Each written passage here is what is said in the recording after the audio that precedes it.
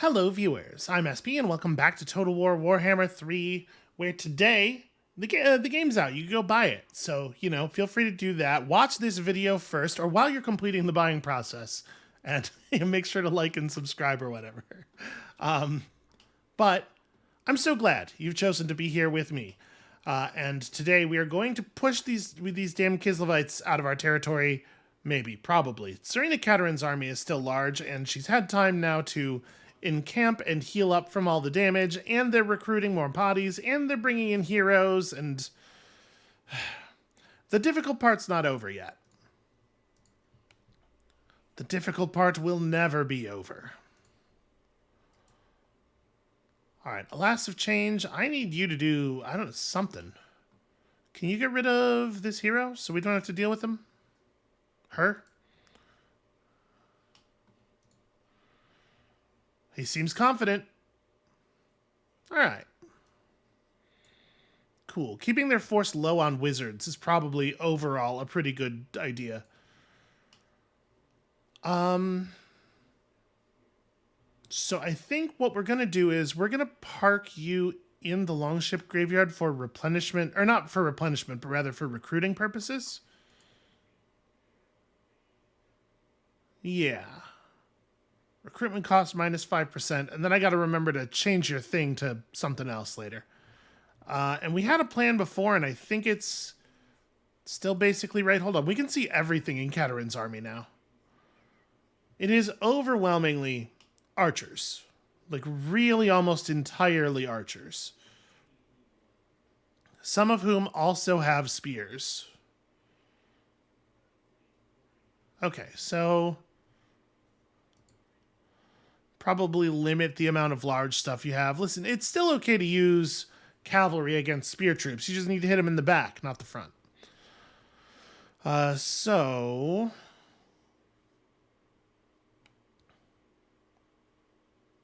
I'm kind of thinking maybe we just want a lot of normal marauders. Although all of the marauders have the same class of shields.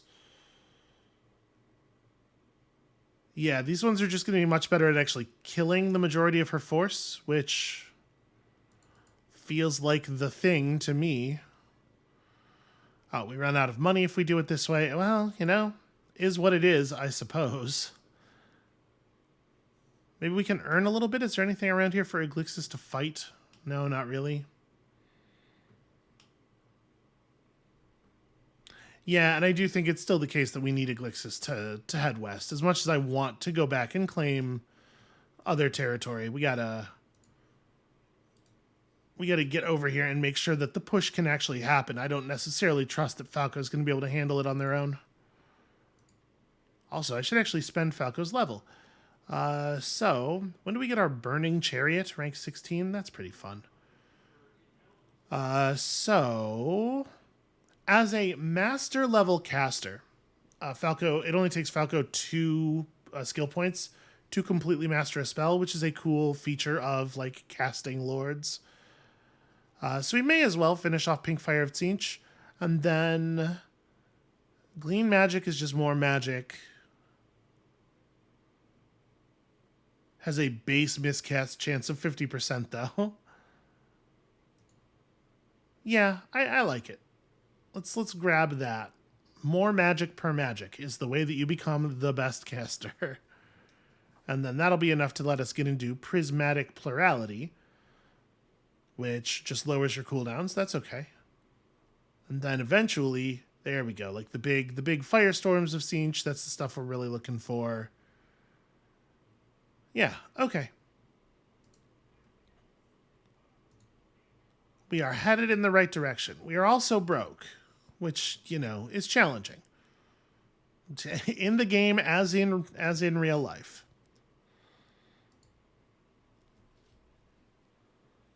I should have had a look at the amount of undivided glory that we need to bring our to start earning more stuff. Because I have no idea what value we're trying to build toward anymore. And in a very real sense, it doesn't matter, because it's not like it's going to affect my decision making. I'm always going to take undivided glory anytime it is possible for me to get undivided glory. but it'd be nice to just have a feeling of how quickly we're getting toward unlocking those really powerful units. Because gosh, if we could get a couple like Keepers of Secrets, I think it would help a lot. I think it would do a lot of good for us.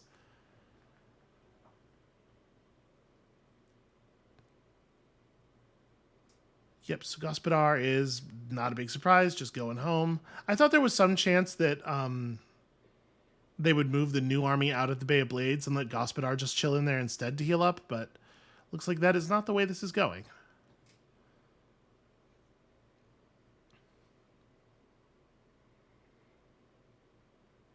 I really wanted to go east and meet Cathay. And it is such a bummer that we have been basically penned into our own backyard this whole time. All right, so we got dwarves pushing westward, which is certainly a thing to be concerned about. Dwarves don't care for me very much. As much as I love money, you have Dietershafen right now, right? So you're gonna get into wars with a lot of people. But all those people are people I'm already going to be at war with. Like, my primary concern with the military alliance is I don't want to get into a military alliance with anyone who's likely to declare war on any other chaos factions. Because obviously, we're already at war with everyone to the south of us. We're in a state of permanent war with everybody south, and, I mean, pretty much everybody east as well. And I think, given the situation here, the Bjornlings are not that likely to get into a war with chaos. You know what? I'm going to take it. We'll put that 2,000 favor to good use. I'm actually curious, does a state of military alliance generate that allegiance resource any faster? It probably does, right?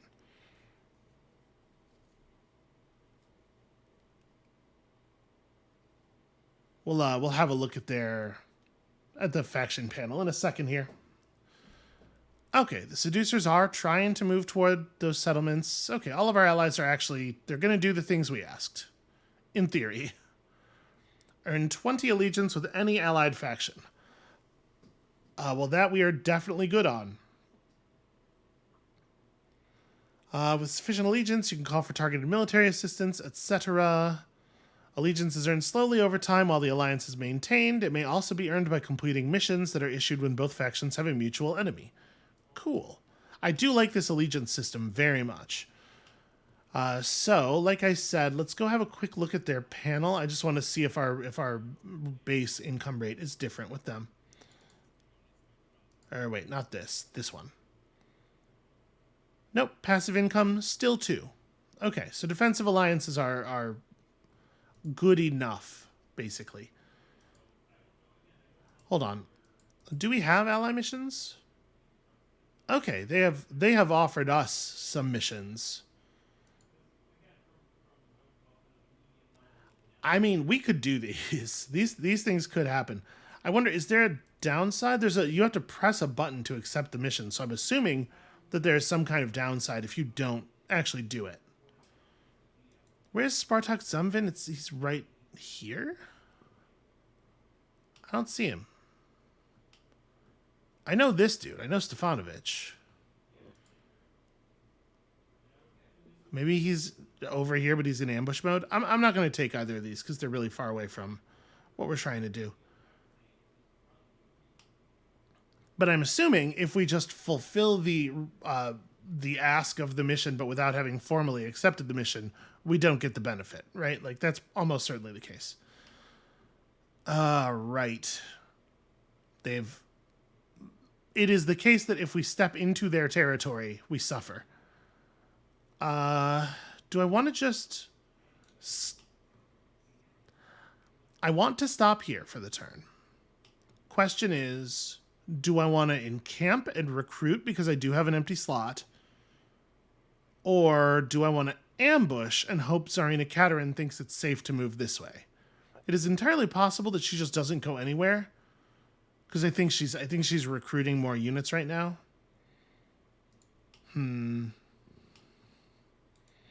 Alright, you're going forth to join an army. You're, at this point, I guess, just annoying her for XP? Oh, no, sorry, you just did an assassination. You can't really do anything. I guess I'm gonna do the ambush in the hopes that she'll not make decisions to run away. I mean, do I even want to attack her there? We're gonna get her plus the garrison. No, you know what? I am gonna recruit. We should fill in this slot. So the thing we had in this slot was Chaos Furies. I think we lost a unit of Chaos Furies. And I guess I'm just gonna get a direct replacement. I think that's probably okay. God, we're getting raided everywhere by these tiny little garbage armies.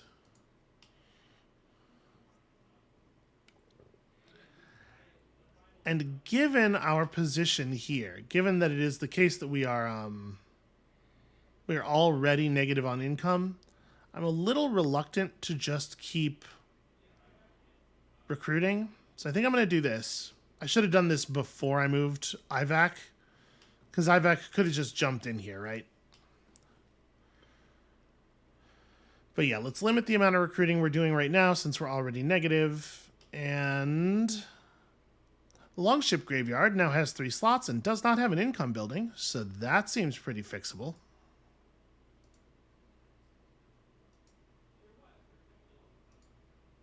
And we need to have just like a little bit of a bank. Oh, I should also look, we've been gaining chaos gifts, demonic gifts by the boatful here. I should definitely have a look at those. I'm sure we're going to end up not caring about almost all of them, but there could be a winner or two in there. God, they really have just a ton of land, don't they? Look at how far, like, this is the western part of their kingdom that we're usually focused on. Look at how far east they extend. Just bananas. Just a totally bananas amount of land. No wonder they can run so many armies. And they're always shouting land is power at us during battles.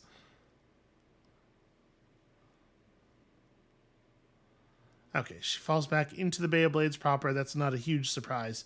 The only thing that's really surprising about that is that she didn't do it last turn. Hey, there's that guy, Spartak. Okay, Anastas is coming back, which is a little weird.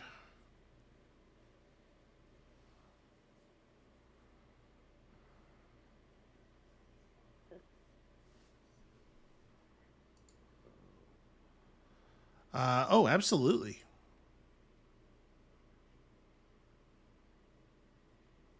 All forces of chaos should feel free to walk through my territory at any time, but if you feel like you should pay me for the privilege, I also feel like you should do that. We can come together on this.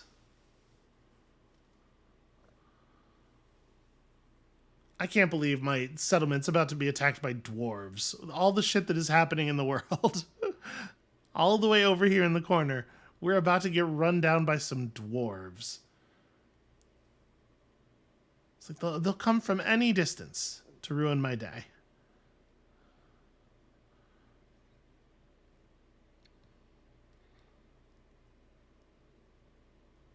But, you know, backup is flowing. The units are flowing out of the north. I think we are perhaps about to receive, if not help, then at least some baffling. Bonus approval with... I'm going to continue to take bonus approval with Khorne factions. Okay, Midland is down. It's true, we do have at least 20 alliance with some allied factions. So... could we press them now?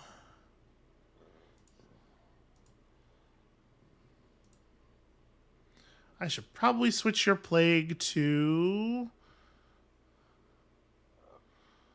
let's say leadership. Let's say leadership plague. So you can... we can see here, this is the line for the edge of our normal movement, and out here is the march mode line. So Falco could march mode into reinforcement distance. And Iglixis is fast enough that he could hit Anastas this turn. Anastas' army is small and weak, and so it would take a while for the units from this garrison to show up as reinforcements. And I'm wondering if this is the right way to engage. We get our big army on the field immediately. bring in our own reinforcements and just keep their reinforcements at bay. Does that affect? Yeah, that pulls our movement back enough that we actually can't even approach. All right, I'm going to need you to step out of the army then for a second, sir. The army's movement, sadly, is limited by the movement of the thing in the army that has the least movement. So yeah, we go big army against small army. We absolutely crush them. And then we have both of our armies against Katerin plus the 10 units in the Bay of Blades garrison. How are they doing? They're all at full health, it looks like. Oh, no, sorry. They're at question marks health. We don't know what their health level is. It might not be very high.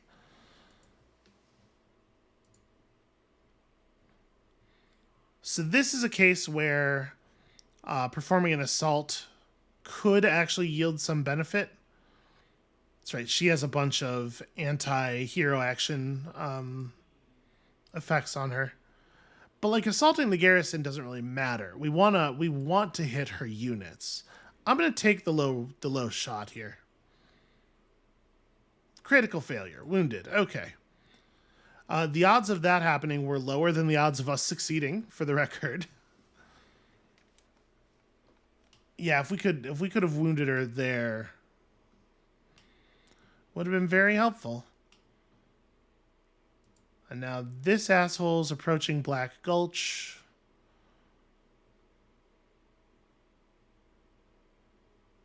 So this just adds a unit of Chaos Warriors. It is probably better. I don't really want to have to build lookouts. This feels crappy.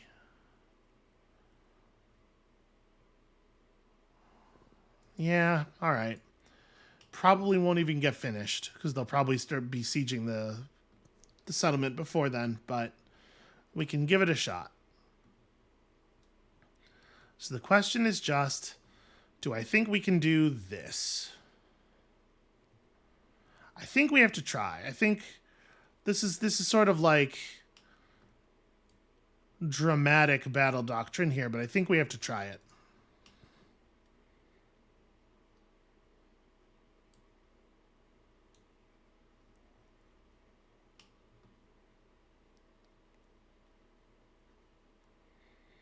Okay. It would just give me an auto-resolve victory, it looks like. How Pyrrhic we talking? Fairly Pyrrhic. Out of curiosity, do any of Falco's units survive in that idea? No, none of them. Not even Falco himself. Well, then I think we should do this manually. Gotta get in the habit of quick saving before every battle, just in case my computer freaks out. And we do have some money here, so like it would not be a bad idea to engage in a little bit of seduction if we can. What can we take? I don't actually have 1950. Wait, what do I have? Shoot, I can't tap out of this menu to try to convince money out of other people. I would have had to have done it before I declared the attack. Do I have 1350? I don't. All right, well, no seduction for me then. Ain't that always the way? Like I said, we're going to get in here, we're going to crush his units, and then we're going to hopefully have our large army in position to press Katerin's force against the wall of the zone, because the big danger with Katerin is that because her force is all ranged, it's very difficult to approach it. But if we can just be in position to catch them as they enter the map, we can start the battle by pressing our melee troops against their non-melee troops, and it's going to be very difficult for them to deal with that. Now, we only have 2 minutes before they get in, so I'm not sure what the best way of doing this is going to be. It might actually be the case. Oof. That's fine. It actually might be the case that we just ignore this army entirely. I think there's a possibility that that's the right move. Or like, they don't have that much range, and none of this stuff could handle... I'm sort of wondering if maybe this is a situation where we just have Iglixis come over here and kill Anastas, and then the rest of the army is waiting right here for the reinforcements. I kind of think that is where we're at, actually. Or maybe maybe we could have some of the faster moving units go with the Glixis, like some of the Cav and stuff. But I think our very, very slow ranged units need to be right here. Our very, very slow melee units also need to be right here. Probably we want the Marauders. Probably we want the Bloodletters in this position. And like what we want to do is press them up against the side of the area as they enter, and then we can cav charge and stuff from the sides potentially. So if Iglixis had Vanguard deployment, obviously I would Vanguard deploy the heck out of him right now. Even if we do end up eating full volleys of ranged fire here, there are only 2 ranged units, and they are pretty understaffed. Now, my own reinforcements, sadly, are going to come in really far away in a place that's really hard to take advantage of them, and that totally sucks. Not much we could do about it, though.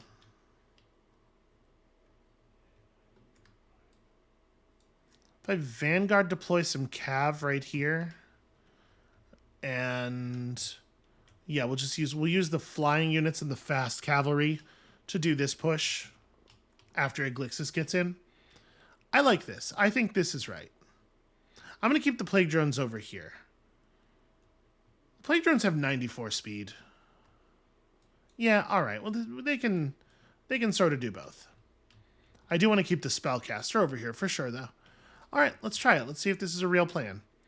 So let me just make sure that we have orders issued.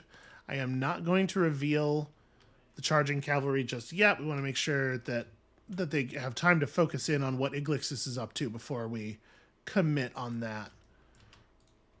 That said, these ones can draw attention this way.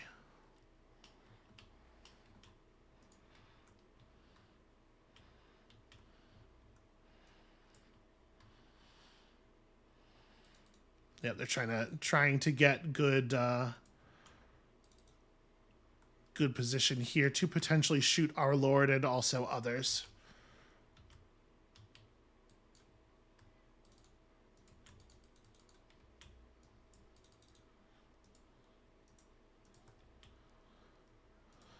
All right, let's make sure that the Chaos Furies are coming down on the appropriate units. And honestly, their melee units, I'm going to completely disregard. If we kill their archers and we kill their Lord, I'm just going to leave. But we can do like a cavalry charge on these things just to sort of buy our Lord some time to work. Oh, right, we have Summon from Beyond. I totally forgot about that. That'll be useful here, probably. Okay, work. The Boyar is already almost dead. As you might imagine, the archers are having a rough go of it here. Okay. That's a downed enemy Lord. Do we bother with this stuff anymore? Do we even finish off the archers? Because we have a minute. So yeah, like repositioning is a pretty important thing to do. And I definitely want Iglixis over here when the fighting starts. I think I am going to have Iglixis bail. I think I am going to summon a unit of Chaos Furies, bad Chaos Furies, right here to help out with this task, because we do get to summon 10 units of them, which I totally forgot.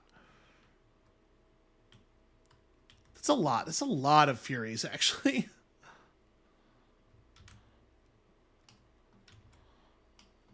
This is neat. I like the way that looks.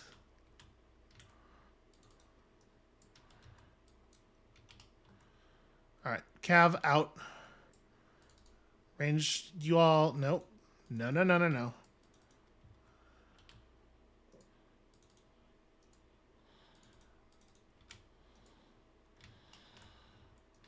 Okay, so these units are gone. You're gone. The enemy reinforcements are approaching. Let's get over there and say howdy. And you have 26 seconds left. Okay. Fortunately, that army's got a lot of marauders and stuff in it, so like relatively fast-moving melee at the very least. So, not exactly rocket science, just kind of commit. What's the deal with Katerin? She riding a bear? Yeah, she's on the back of a big bear. So 71 melee attack, 56 melee defense. Stuff like this is why we need to have our melee attack up in the 70s. Bear hits real hard. She seems scary. As far as fighting lords go, she seems pretty scary. All ranged units just go ahead and focus fire on the bear. And then we can probably lock up their positions a little bit here. Oh no, I'm not far enough forward to get the good lash. Y'all should also move up. But yeah, we're gonna be advancing pretty aggressively. Okay. I think it's really important that we command this carefully. So there's going to be a lot of pausing. Surprise.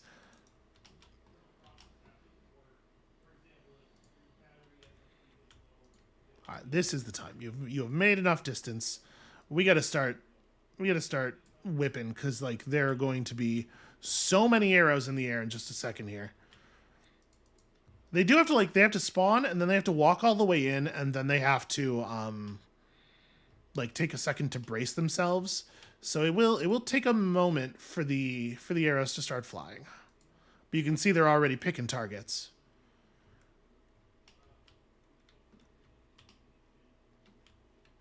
Did my cav get away? Yeah, it looks like everybody got away.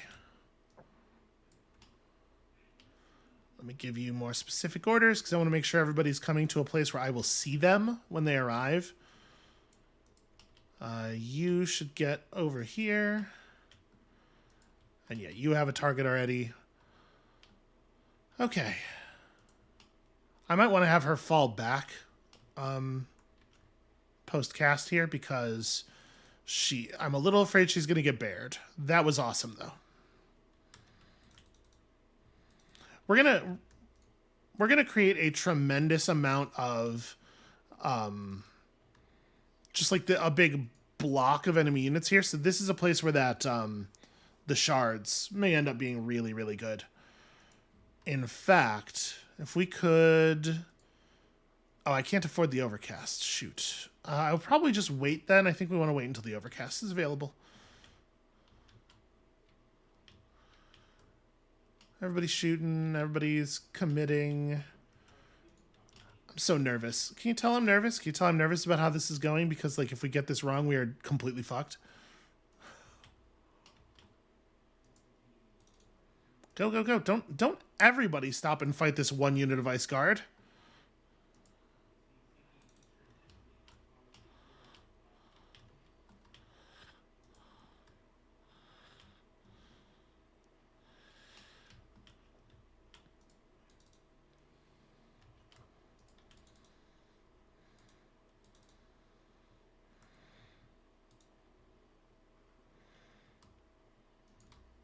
All right, so plague drones. Yeah, geez. You know, they're outclassed. We have much better actual fighting units than they do here. They're all ranged, but gosh, there sure is a lot of them, huh? Okay, I can overcast now, and I think like this seems like it'll be pretty dangerous. This seems like it's going to do some good work. All right, we have Furies coming in. Furies just like get into the back row and descend on them. This unit of Seekers needs to probably help out with... Why is it so hard to click on this flag to designate them as targets? Yeah, get over here and charge some people. I don't think Arcane Surge is right. Well, actually, maybe. Because the thing is... the whip is going to be so incredibly powerful with enemy grouped up like this. I am, in fact, gonna just commit that. We need more magic. And all of you just need to get over here as fast as you can. You too.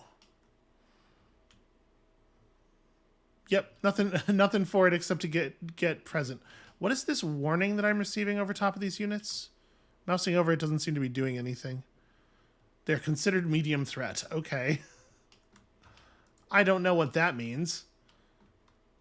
All right, so everybody got in orders? These Chaos Furies, I think, should be helping with this. Yeah, okay. At this point, now that Iglixis is on their lord, I think we probably want to refocus our ranged into like shooting at their range that don't currently have anything fighting them. Because Iglixis is going to absorb some amount of the fire and stuff. Okay.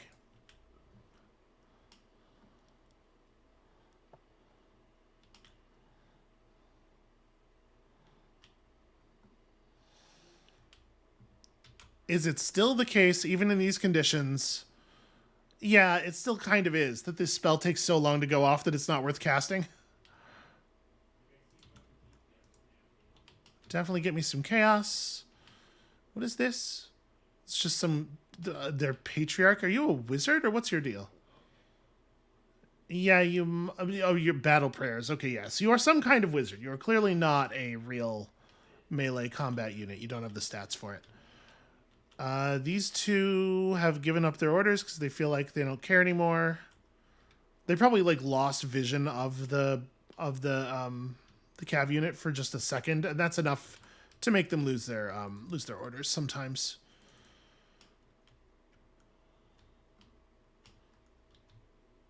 Okay, we're seeing some breakage over here. The Kossovite dervishes, which are a unit that I didn't even realize existed, having a pretty bad time of it. Stay on them for the moment. That's that snow leopard, which is like a terrifying problem for my infantry, but we'll deal with it.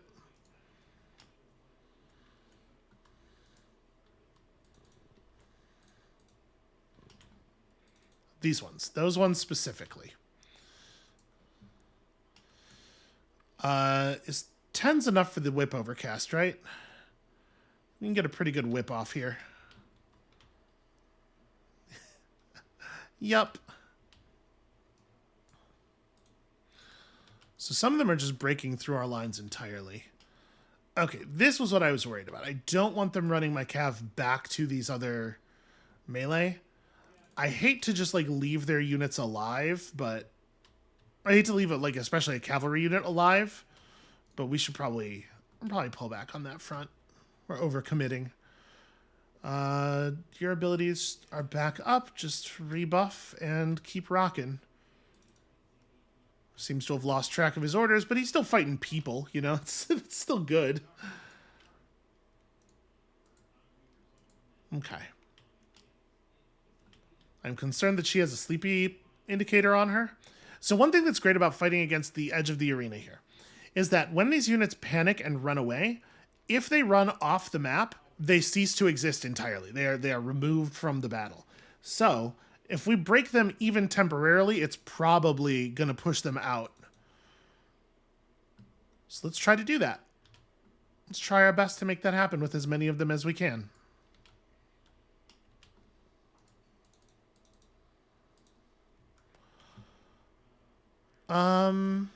Big melee attack boost. Honestly, almost certainly not necessary.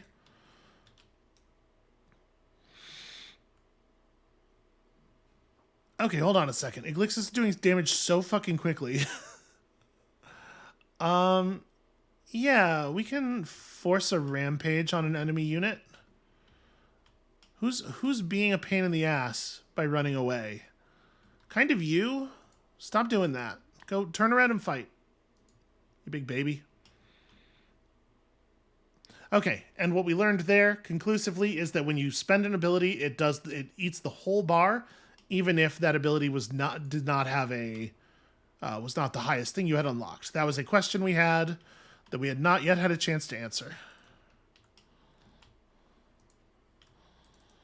Let's get some of our flyers redirected over here, because this looks like the place where they're holding out most effectively. Are they... It's a little tricky. Our units are mixed in with their units over here in a way that's kind of frustrating. Like, it's definitely going to be a lot more difficult to get a clean spell off. And by clean, I mean one that doesn't hit my own units, mostly. So yeah, we have a lot of people breaking and running on this side. And when units break, when units experience the morale drop and they start running, they do inflict a morale penalty on nearby units. You see this happen in cascades in battle a lot. Yeah, try to finish breaking them. We want the flyers moving. The ranged units can probably stop shooting at what they were shooting at. This is maybe a good time to pick up Serena Katerin again. We have another unit of Seekers over here. These Seekers could come up here and try to provide a... Yeah, we can get a flank charge off on some of these archers. Rest of our reinforcements are still taking their goddamn time. Y'all can just do that. Where'd that Patriarch go? We just lose him in the woods, probably. All right, whatever. That's fine. And do we want to have Iglixis break combat and just chase their lord? I don't think so. I think I'm going to devote Iglixis to this. I think we have enough people on this side, and Iglixis can catch up easily. Yeah, I think that's fine. So do I want to cast? Actually, you know what? We just had you learn Glean Magic. I just have Falco Glean Magic himself so that we are gaining more wins. Are you not allowed to self-cast? Oh no, you cast this on an enemy caster. Okay. Well then, Falco just needs to get the hell over here. I guess we'll just hold on for the moment.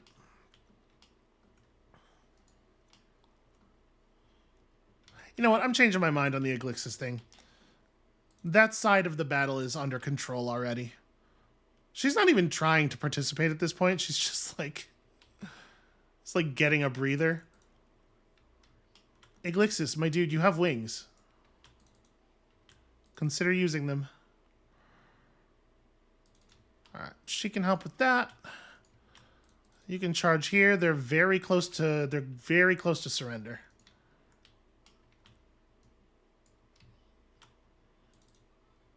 Actually, no, those are permanently broken. Yeah, we got a lot of permanent break over here. These units are still... They're still in. They still want to fight. We'll keep it up, then. Iglixis is fast, but he's not quite fast enough to catch her. Here's what we could do.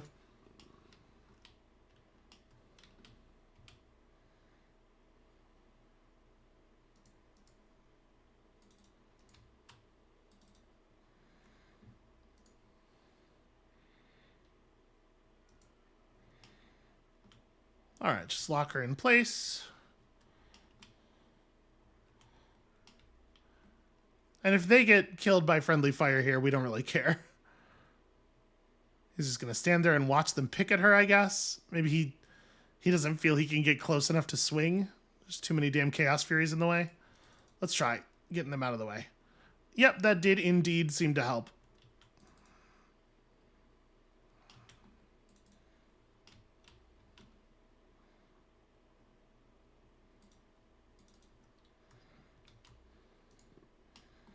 Her bear is doing real damage to him. I'll say that. Okay, there we go. Dismount. A close victory, was it? Let's see. Let's see those close numbers. So 150 losses on this side, and somewhere in the neighborhood of only 10 times that on the other side. That's close. 1 order of magnitude is a pretty low number of orders of magnitude.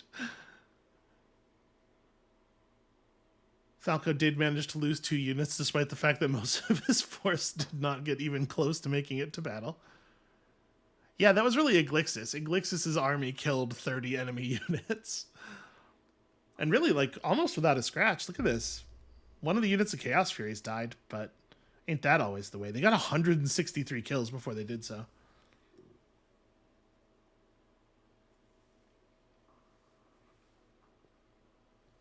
And our ranged units did not get a lot of XP out of this, but the melee sure did. This is a very, very good battle for us overall. This was the right engagement strategy for sure. Wow. Wow.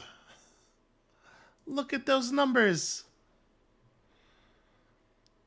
Okay. Causes terror when fighting against Kislev. Listen, Iglixis causes terror when fighting against everyone.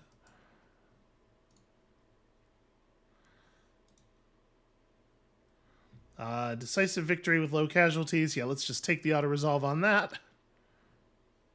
That was low casualties. And I guess we do not need this to be dedication to Slanesh. What do we want here? I don't want to dedicate it to Nurgle, because Nurgle's garrisons are really terrible. Maybe we dedicate it to Tzeentch, because Tzeentch's garrison building gives ranged units. Yeah, let's do that. Okay, we gained a Drill Master. And it's true, we did deal with that ice coordination target ourselves. So let's reapply the the old, I guess, control here. Right now our control is falling. We could fix that. And we got to start building the Bay of Blades up yet again. Upgrade money building. This is also a money building. Please upgrade it. Okay, we spent all of that money instantly. Completely instantly. Toxic Resolve. Yeah, this is not like an amazing trait right now. I don't know if I do want to go higher on this particular branch. We could start putting points into Lightning Strike. We have 3 skill points right now. That was a huge battle. So we could just max out Lightning Strike. I think the utility of Lightning Strike is high enough that it's worth spending big on. And then you have reached level 20, and so you become immortal. Legendary Lords are already immortal. You have seen in the past when they are defeated in combat, they just get wounded for 5 turns in return. And any Lord or hero can become immortal if you can just help them survive to level 20. So that's good news. And then we have to spend 1 more skill point before we get our Exalted Chariot. And I'm not saying for sure that we even will. There's a chance that that's not the right move. But what do we want for her now? Rapid Ruination was a good move. Her charge bonus is already quite high, but it's hard for me to imagine charge bonus being right over melee attack. And the question is just, do I want her to be fighting lords? I think I'm going to give her... Maybe we should give her armor. If we're thinking about putting her on a chariot, that's going to make her more vulnerable to ranged fire.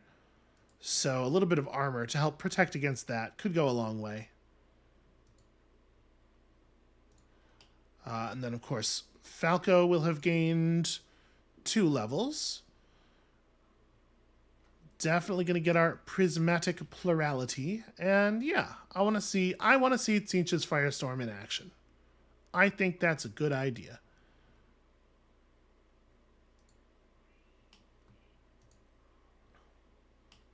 All right. Also, now that we've taken care of all that stuff, you can't recruit anything. We're broke. But what you can do is look at all of the many, many gifts that the Chaos Gods are always trying to bestow upon us. So, an Ornate Helm, which trades out 5% ward save for 10 armor, but is otherwise identical, seems terrible. That seems very bad. We've got a Stomach Band. What are we getting from our body right now? 5 attack, 15 defense, 10% ward save. The 10% ward save is a big deal. And then the Chaos Armor is making us very resistant to range damage. I mean, this is doing what armor is supposed to do. That feels like the move. So this stomach band gives us the tempered range, or tempered rage, which is, I mean, that's something. Just 20%. I mean, it's only when you're in melee, but it's a lot. The thing about general ward save is that it's useful against the damage we take while we're moving in on ranged units. But this stomach band also has 10% physical resistance, so yeah, maybe we would lose 5 melee attack and 15 melee defense, which is going to make us much worse at fighting lords. No, I don't think we make that move. And then the alluring body has foreboding ignition, which is crummy, and it doesn't really seem all that alluring. I don't see the mechanics of alluringness there. And yeah, that doesn't seem great. Okay, how about some avian light armor? That's a lot of barrier hit points. I'll give it that. Gehenna's moving hounds or golden hounds is a fun spell. The treason of Tzeentch is a fun spell, but I think we want our Allurus doing most of the spell casting in this army. These wings give you Purge the Weak. These wings give you a lot of charge bonus and also extra unit mass. These ones give you a fancy Eldritch Aura. As long as there's 15 or more points of Winds of Magic in your power pool. That's tricky because we spend out a lot. Right now we are on 10 melee attack and Deathbringer, which I have been enjoying. This will give us the passive ability for the slaughter. So enabled if in melee with a 25-second cooldown.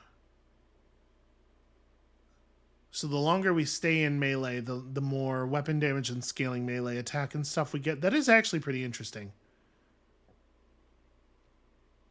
I think this is a move. It's a good look, too. So it is part of a set. What is armor for bloodletters? I don't think we need to push that set, but I think that is actually a pretty good upgrade. Even better scythes, specifically anti-large scythes, probably not necessary. Yeah, okay, I like those gloves. That glove change is good. We have to get something pretty great to change out our legs, given that they're part of our set. I don't think that is going to do it. What am I getting from my tail right now? Right now, my tail is speed and a little bit of attack and defense.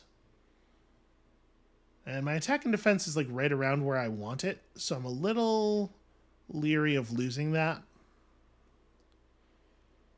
Again, it would have to be for something pretty cool. Well, you know, it's not bad. Constant damage to everyone around you. We don't even lose the melee attack, but we get a little bit more barrier health. I'm going to keep the Fiendish Tail, but I think that's close at least. Okay. I think this Iglixis that we've built here, I think, is pretty compelling. We got a lot of good stuff going on. It is funny that I leaned us very heavily towards Slaanesh at the beginning of the playthrough, and now we're basically not using any of Slaanesh's gifts or anything. I do think Slaanesh's units form a really nice base for an army. The Marauders are good and versatile and stuff. All right, we're going to have to do something about Spaztak, what's his name, down here.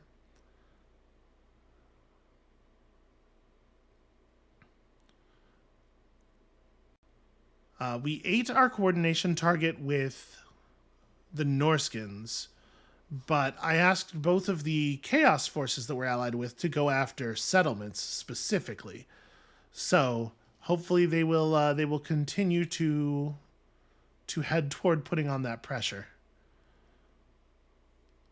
Yeah, the Seducers in particular seem to have a lot of troops who are not currently otherwise engaged, so they should be able to wreak some real havoc.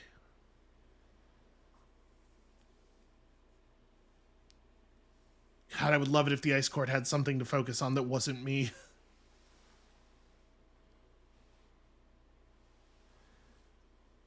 Interesting. Spartak Zamvin didn't go to Black Gulch. I am quite surprised by that. Oh, I think the elf forest just got completely eliminated by the ogres. The ogres seem to be doing very well down south. And that does concern me a little bit because they are at war with. Are we at war with them? I think we are. I think we declared war on behalf of a defensive ally. So we are at war with what seems to be the most powerful faction in the game, and I am a little concerned. Also, those dwarves are getting mighty close to my citadel. What in the hell do they think they are doing?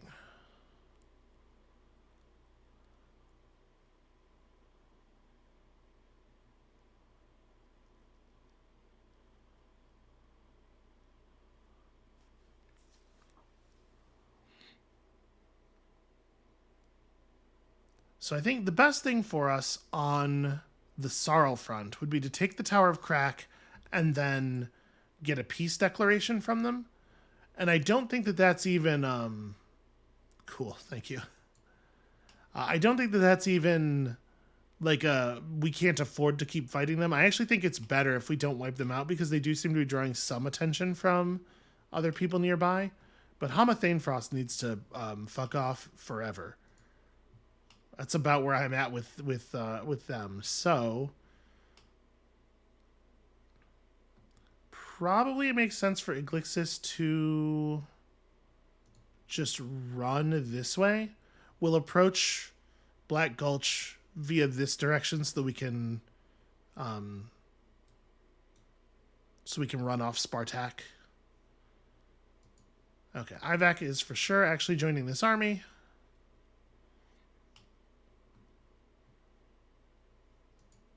And then, what do I actually want you to do right now? I probably don't want you to do any recruiting. So, maybe you just follow? Or maybe you sit in the Bay of Blades, or even right outside of it, and just make it look like it's not worth attacking. I think I'm going to actually have Falco just sit in the Bay of Blades until the Bay of Blades has had time to build up its defenses a little bit. Because we need something to convince enemies that it's not worth attacking it. Alright, the Forbidden Citadel now has a 16-unit garrison with some real defenses. I think I am going to install a garrison building. This is not what I want to be doing with these settlements, but we gotta solidify our presence a little bit here.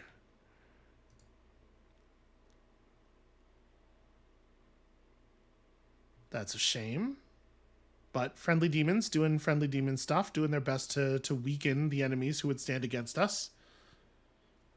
It is nice to have friends up here. I was worried that it would be very difficult to work with the demons, that we would find that we were basically always surrounded by enemies. But at the very least, we all have common cause right now.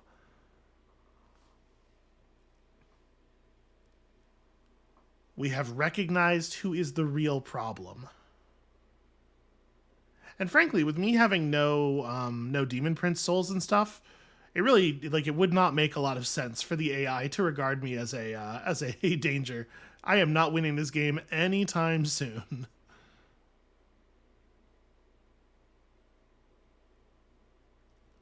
Even more Kislevites. Always more Kislevites.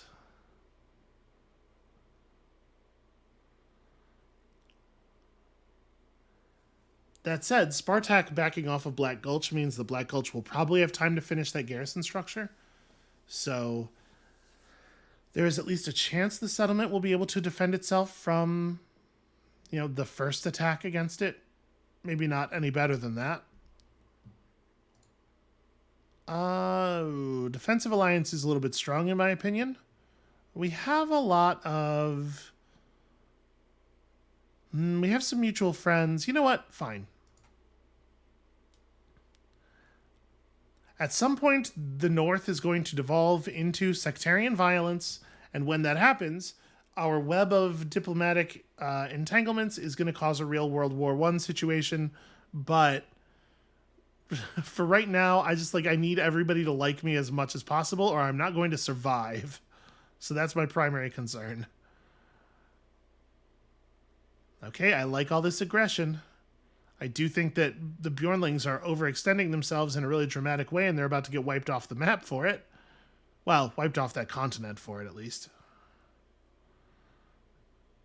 I do not think Hamathane Frost's army is up to the task of taking the Forbidden Citadel from us. Not by itself, anyway. Hey, Cran's back. Where did he spawn? He spawned at the Forbidden Citadel. That's fun. Okay, and soon the roaring.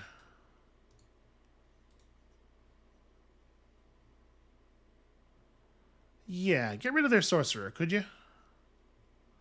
Ooh, nice. Permanently dead. Actually murdered the entire hell out of that guy.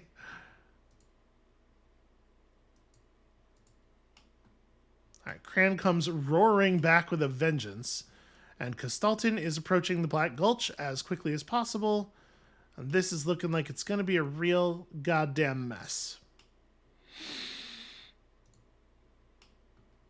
Iglixis can make it this far. How do we want to handle this? Because I don't want to be in range for Castalton to ride over and serve as reinforcements for Spartak to attack us. But I think this is his normal movement range. So even if he goes into March mode, yeah, I think we're safe down here.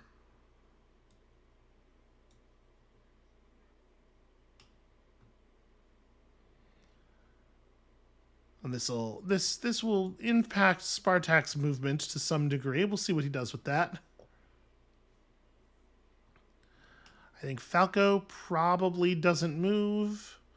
The Altar of the Crimson Harvest has 20 units in its garrison at this point, so it probably doesn't need any additional help. I think, yeah, just keeping the Bay of Blades looking like it will be a pain to attack is probably the smartest thing we could be doing with Falco.